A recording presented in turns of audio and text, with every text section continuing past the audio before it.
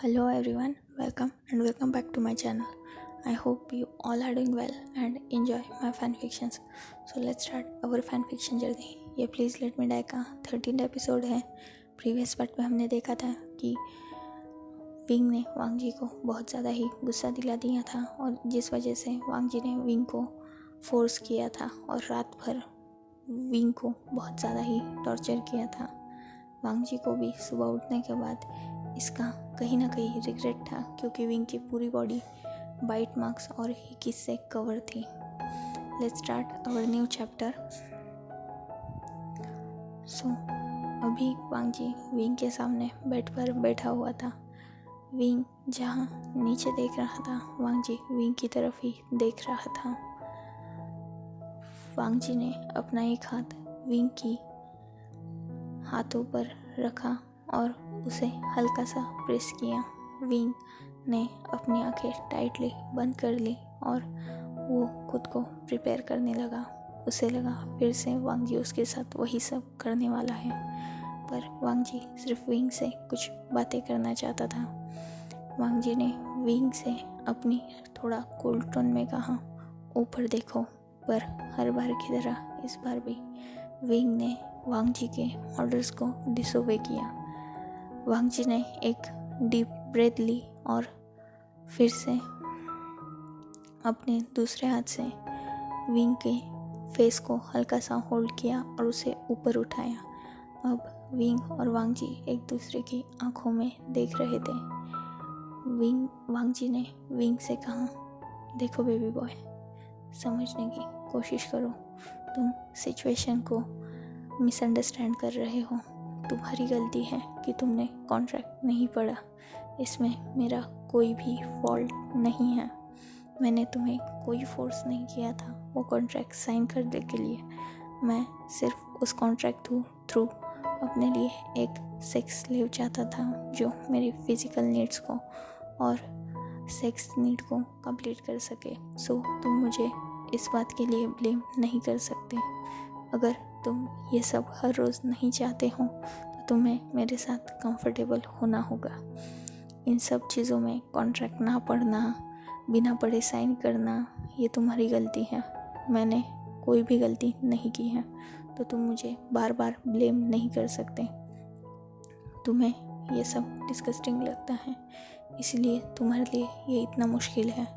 अगर तुम इस बात को थोड़ा समझोगे तो ये शायद तुम इस सिचुएशन को मिसअंडरस्टैंड कर रहे हो, इसलिए तुम्हें प्रॉब्लम फेस करने पड़ रहे हैं. तुम इसे अपना काम समझो और करो. बिलीव मी, तुम्हें इतनी तकलीफ नहीं होगी.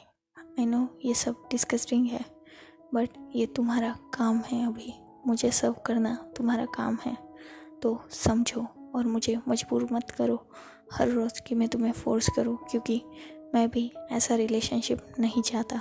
मैं बस एक नॉर्मल और कंफर्टेबल रिलेशनशिप चाहता हूँ जिसमें फ़ोर्स ना हो. मैं किसी को फ़ोर्स करना पसंद नहीं करता और हर रोज़ तुम्हें फ़ोर्स करना मुझे पसंद नहीं आएगा. बनी बॉय, समझने की कोशिश करो और इन सब चीज़ों को कंफर्टेबल बनाओ. तुम्हारे सारे एक्सपेंसेस मैं पे करूँगा और तुम सिर्फ मुझे बेड पर सर्व करना. इससे ज़्यादा तुम्हें भी कुछ नहीं करना और मुझे भी नहीं. तुम जितने चाहे उतने पैसे खर्च कर सकते हो और मैं जितना चाहे उतना तुम्हें यूज़ कर सकता हूँ.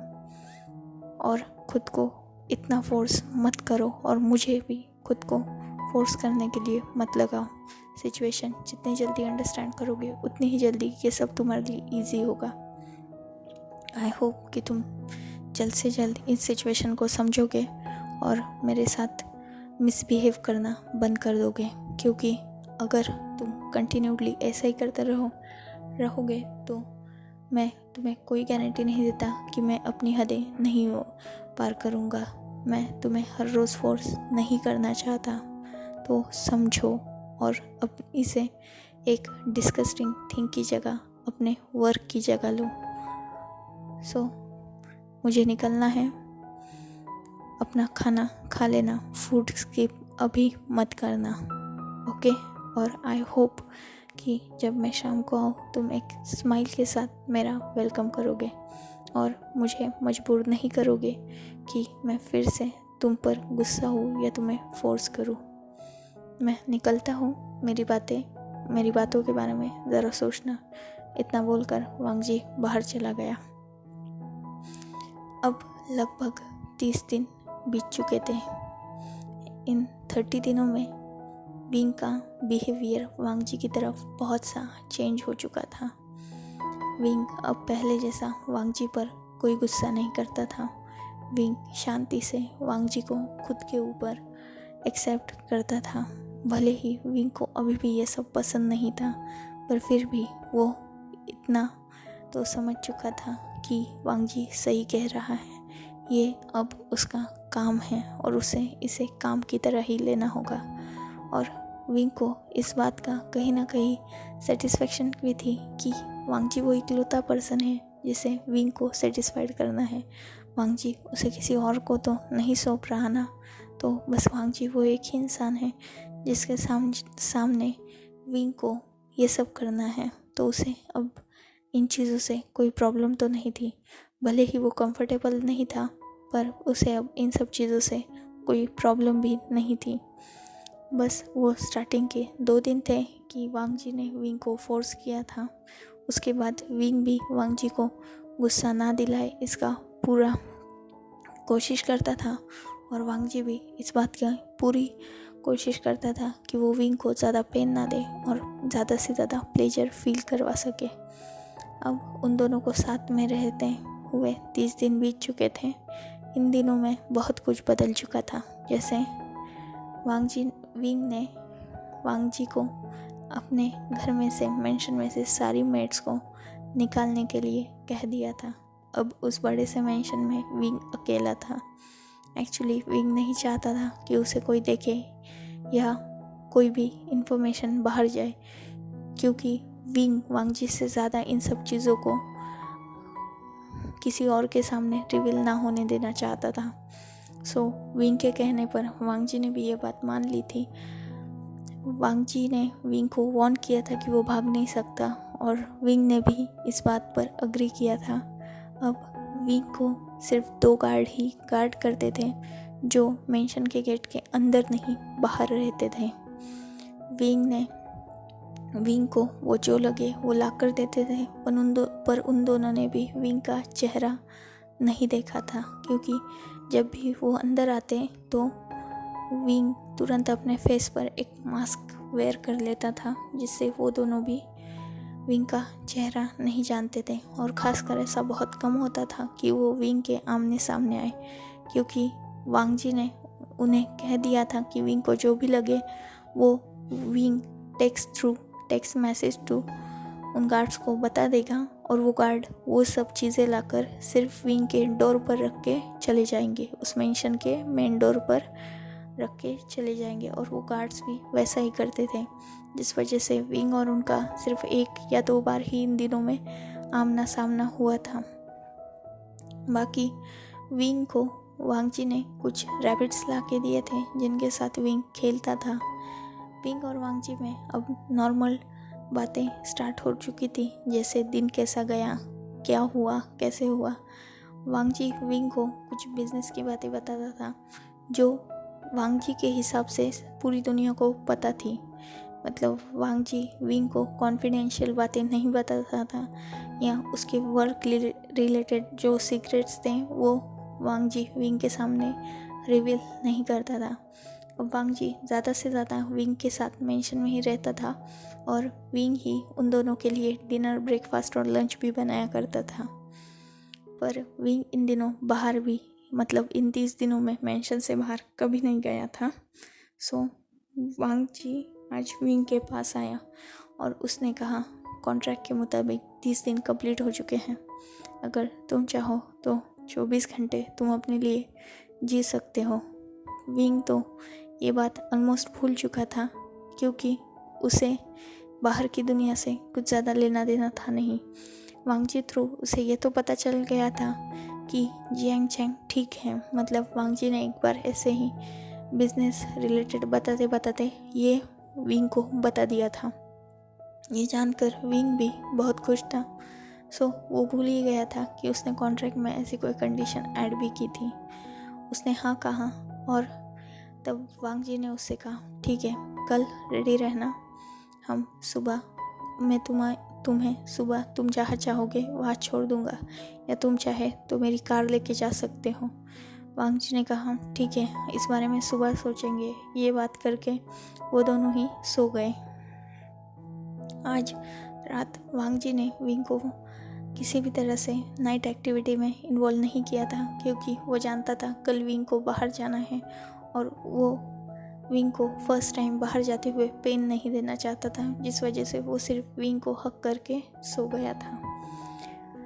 सुबह हो गई थी और सुबह के 8 बज चुके थे। वांग जी और विंग दोनों रेडी थे। वांग जी ने विंग से पूछा, तो तुम क्या चाहोगे, कार लेके जाना चाहोगे या मैं तुम्हें ड्रॉप कर दूँ कहीं पर? विंग ने कहा, तुम ही मुझे ड्रॉप कर दो। वांग जी ने कहा, ठीक है। इतना बोलकर उसने विंग की तरफ एक अपना ब्लैक कार्ड बढ़ा दिया। विंग ने उसे देखा और उसने वांग जी को एक कंफ्यूजिंग लुक दिया। तब वांग जी ने कहा, तुम्हें जो भी मनी लगेगी तुम उसे यूज कर सकते हो। विंग ने भी बस नोट किया और उस कार्ड को ले लिया। वांग जी ने ऑलरेडी विंग को एक मोबाइल दे दिया था जिससे वो वांग जी को कांटेक्ट कर सकता था। तो वांग जी ने कहा, चलो निकलते हैं। तो विंग ने भी नोट किया। वांग जी ने आज विंग को घर पर ब्रेकफास्ट बनाने के लिए मना कर दिया था और उन दोनों ने जाते जाते बाहर ही एक रेस्टोरेंट में अपना हल्का फुल्का ब्रेकफास्ट किया और विंग के कहने पर वांग जी ने विंग को मार्केट में छोड़ दिया। अब विंग के पास 24 घंटे थे और इन 24 घंटों में वो आज़ाद था। वो जैसे चाहे वैसे जी सकता था। वो बहुत खुश भी था। उसने सबसे पहले उसके दिल में जिसका ख्याल आया वो था उसकी श्रीजय, जिसकी हाल ही में मैरिज हो चुकी है। ये वांग जी ने ही उसे बताया था। वो वहाँ गया और उसने अपनी श्रीजय को दूर से ही देखा, जो जिन जुशियन के साथ बहुत खुश थी और मुस्कुराकर हंसते खेलते हुए उससे बातें कर रही थी। जियांग की सबसे बड़ी बेटी जियांग यानली, जो ओमेगा थी, जिसे विंग बहुत ज़्यादा प्यार करता था। अब विंग ने जब देखा कि वो खुश है, वो सेटिस्फाइड हो गया और उसने वो जाकर जियांग चैंग और जियांग फैमियांग को भी दूर से ही देखने लगा। जियांग चैंग हमेशा की तरह चिड़चिड़ा था और जियांग फैमियांग के चेहरे पर हमेशा की तरह एक नॉर्मल लुक था। उसे मैडम यू से कोई ज़्यादा लेना देना नहीं था, इसीलिए वो इन तीनों को अपनी फैमिली मानता था और इन्हीं तीनों से वो मिलने गया था। मिलने नहीं गया, उन्हें दूर से ही कुछ देर देखा और वो वापस आ गया था।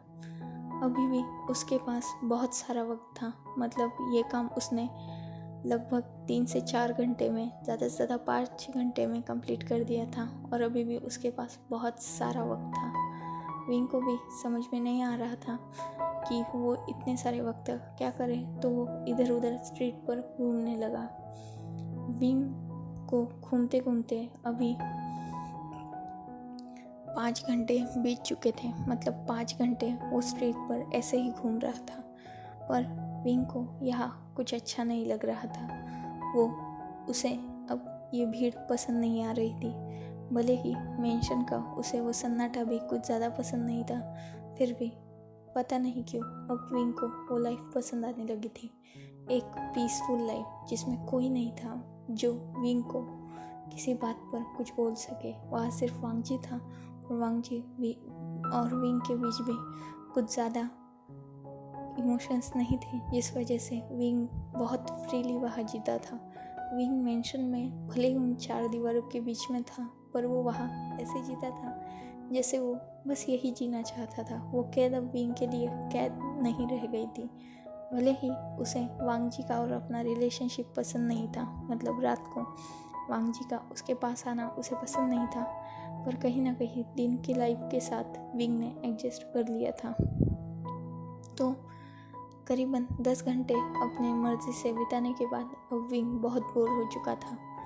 विंग की दिमाग में, दिल में अभी बहुत सारे सवाल थे। तो उसने सोचा क्यों ना ड्रिंक किया जाए किसी के साथ। पर कौन था? चाइना में आते ही विंग ने बहुत बड़ी बड़ी टेरिबल चीज़ें देख ली थी, जिस वजह से चाइना में उसका एक भी दोस्त नहीं था। सो विंग ने अपना मोबाइल निकाला और उसने अनकॉन्शियसली ही वांग जी का नंबर डायल कर उसी पे कॉल कर दिया। वांग जी ने भी एक रिंग के बाद ही कॉल पिक कर लिया। विंग ने कहा, क्या कर रहे हो? वांग जी ने कहा, नथिंग, ऑफिस में हूँ। विंग ने कहा, अगर तुम्हें वक्त होगा तो क्या हम साथ में डिनर कर सकते हैं? वांग जी ने कहा, शो, कहाँ हो तुम? विंग ने कहा, मैं तुम्हें एड्रेस सेंड कर रहा हूँ, आ जाओ। वांग जी ने सिर्फ कहा और उसने कॉल डिस्कनेक्ट कर दिया। कुछ ही देर में, मतलब करीबन आधे घंटे बाद, वांग जी विंग के बताए हुए प्लेस पर था। वो एक समंदर किनारे पे खूबसूरत होटल था, जिसके टेबल्स में बहुत ज़्यादा डिस्टेंस था, मतलब एक प्राइवेसी थ्रू वो बेस्ट जगह थी। आज फुल मून नाइट थी, जिसकी वजह से चांद की वो खूबसूरत रोशनी समंदर के पानी में रिफ्लेक्ट हो रही थी, जिससे समंदर का नज़ारा बहुत ही ज़्यादा खूबसूरत बना हुआ था। रात की वो ठंडी हवा और भीनी भीनी खुशबू विंग के लिए ये बिल्कुल परफेक्ट माहौल था।